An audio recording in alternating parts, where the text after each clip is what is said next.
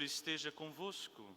Ele está no meio de nós. Proclamação do Evangelho de Jesus Cristo segundo Lucas. Glória a vós, Senhor.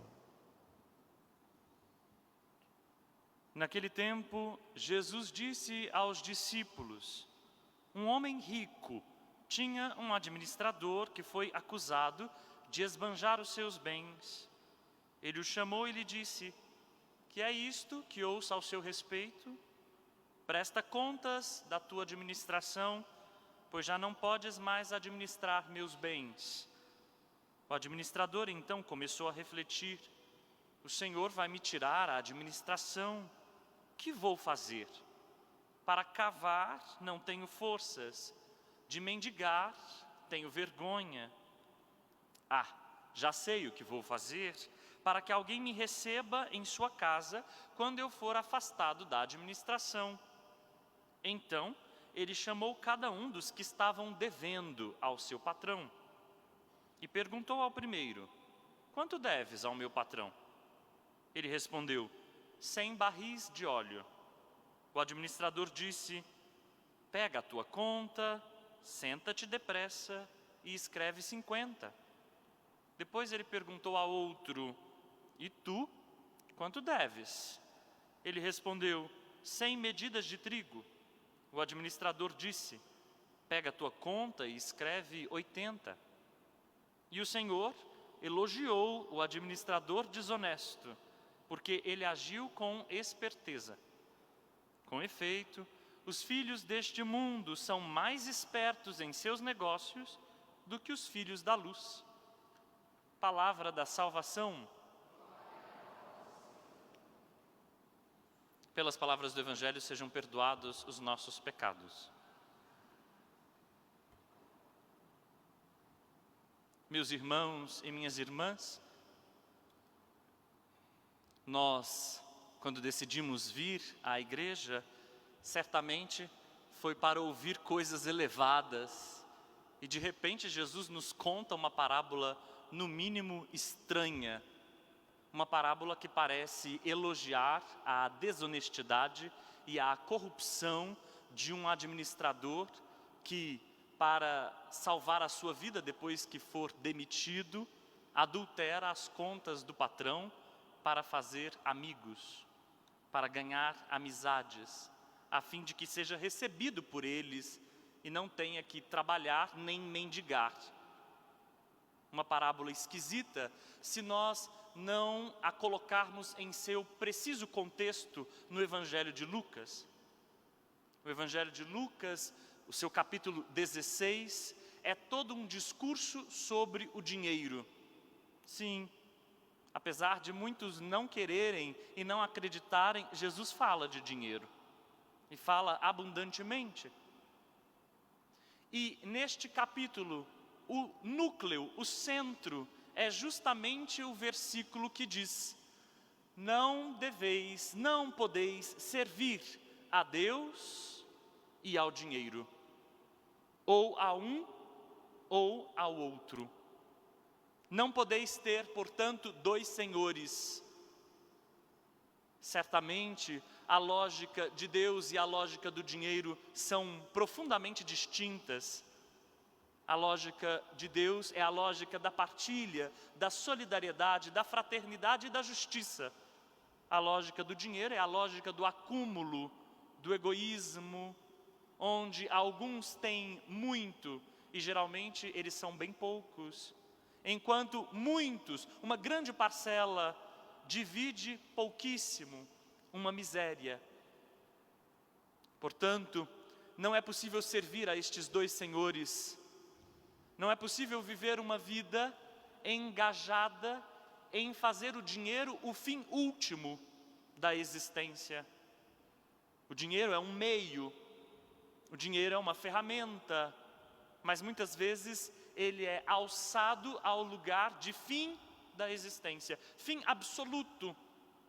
Morre-se por ele, mata-se por ele, vive-se por ele. É preciso gastar todas as energias e as potências da vida para conquistá-lo e alcançá-lo para ter segurança na vida. Por isso Jesus conta, nas primeiras linhas desse capítulo de Lucas, esta parábola esquisita. Só que essa parábola esquisita é como uma camisa que veio sem um botão. A liturgia cortou o versículo principal, o versículo que nos dá o desfecho do texto e que nos ajuda, portanto, a entender o que é que Jesus Cristo está dizendo com essa parábola. Porque Jesus Cristo não está elogiando a desonestidade, mas está elogiando a esperteza de um filho das trevas, dizendo que nós, filhos da luz, não utilizamos de mesma esperteza. Não somos espertos para fazer o reino de Deus acontecer. Não usamos a nossa inteligência para fazer a justiça e a partilha acontecerem. Não usamos as nossas capacidades, os nossos talentos para fazer um mundo onde a partilha e a solidariedade existam. Enquanto isso, os filhos das trevas usam a esperteza, usam a inteligência, usam suas capacidades para as suas corrupções, as suas desonestidades. Olha quantas surpresas nós podemos ter diante do engenho, diante do empenho que os filhos das trevas têm para fazer seus negócios florescerem e frutificarem. Jesus Cristo, portanto, inteiramente nos convoca a sermos espertos. Aliás, é o próprio Evangelho quem diz: sede espertos como as serpentes e simples como as pombas. Então, nossa esperteza, inteligência, capacidade, talentos devem ser usados para o bem, porque gente que os usa para o mal, isso existe e existe sem limites. Mas, como o dinheiro é o centro deste texto, o botão que falta à camisa é justamente o versículo final. Usai o dinheiro injusto para fazer amigos, pois os amigos no céu vos receberão. O dinheiro é injusto para Jesus. Mas e se eu ganhei de forma limpa? É injusto. E se eu ganhei com o suor do meu trabalho? É injusto. Sujo. Mas e se eu ganhei depois de anos gastando a minha existência em trabalho honestíssimo? O dinheiro é injusto. Para Jesus, o dinheiro é injusto. Porque ele faz parte de um sistema injusto. Porque ele pertence a um sistema iníquo. Um sistema que divide.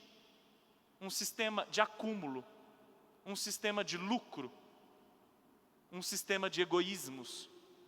Por isso, todo dinheiro que roda nesse sistema só pode ser igualmente iníquo, sujo. Como então utilizá-lo? Como um meio, não como um fim. E para fazer amigos. Quem são os amigos? Os pobres. Os devedores. Aqueles que estão endividados. Na parábola, vejam que são produtos os que são trocados com o patrão. Os grandes latifundiários, vamos chamá-los assim, para ficar numa linguagem mais fácil, é que possuem moedas, é que possuem ouro e prata. Já os pobres só têm produtos para trocar, óleo, farinha. Estão aqui endividados. Agora, fazer amigos, usar o dinheiro para ajudar os pobres. Usar o dinheiro para auxiliar os necessitados, pois eles nos receberão no reino dos céus. Quando o dinheiro não valer mais nada, quando o dinheiro não puder comprar mais nada, quando o dinheiro não puder comprar nem a salvação, quando esse dinheiro que parecia para muitos uma bênção, e assim é até hoje, muitos acham que o dinheiro é uma bênção, é a chancela de Deus sobre a vida, é Deus dizendo que Ele nos abençoou. Bom, quando o dinheiro não puder comprar mais nada, nem a salvação, é bom que haja aqueles amigos que nós ajudamos, pois são eles que vão decidir a nossa entrada ou não no céu. são os pobres. E é por isso que esta mensagem de Jesus é tão revolucionária.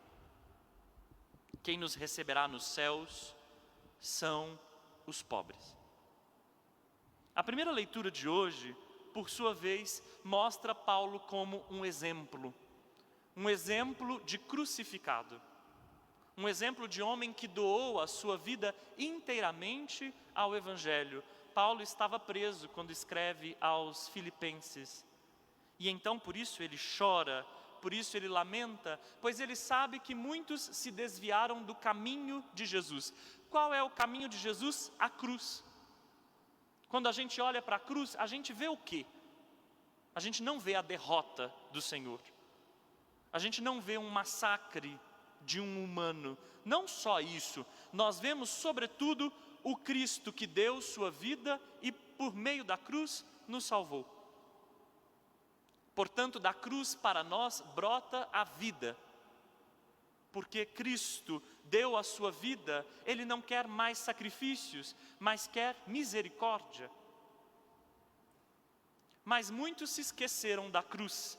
No tempo de Paulo, escrevendo aos Filipenses, há 3 grupos que se esquecem da cruz: os judaizantes, os gregos e os pagãos. Os judaizantes são aqueles que acreditam na sua própria vergonha. Paulo está se referindo ao órgão circuncidado. Os judaizantes acreditam que eles vão ser salvos porque eles se fizeram circuncidar. E por causa disso, eles participam da aliança. Mas não é a circuncisão, nem a vergonha na qual eles depositam a confiança, o seu sexo circuncidado, que salva. É o Cristo e sua cruz. Os gregos, por sua vez, acreditam no próprio estômago. A vida é sem significado e sentido. Não importa o corpo, mas a alma. Portanto, é preciso viver essa vida como se ela fosse o último instante, aproveitando e desfrutando tudo, sem sentido e significado. Por isso mesmo se esquecem da cruz, com o seu projeto de vida aberta ao outro, e não de vida fechada, só pensando em si mesmos. Já os pagãos só pensam nas coisas terrenas, não existe para eles a pátria celeste. Portanto, se esquecem também que a cruz nos abre os céus. Não sejamos inimigos da cruz. Olhemos para a cruz sabendo que dela brota a nossa vida. Não nos enganemos, nós andamos entre coisas passageiras, mas nosso destino último é Deus mesmo. Amém. Amém.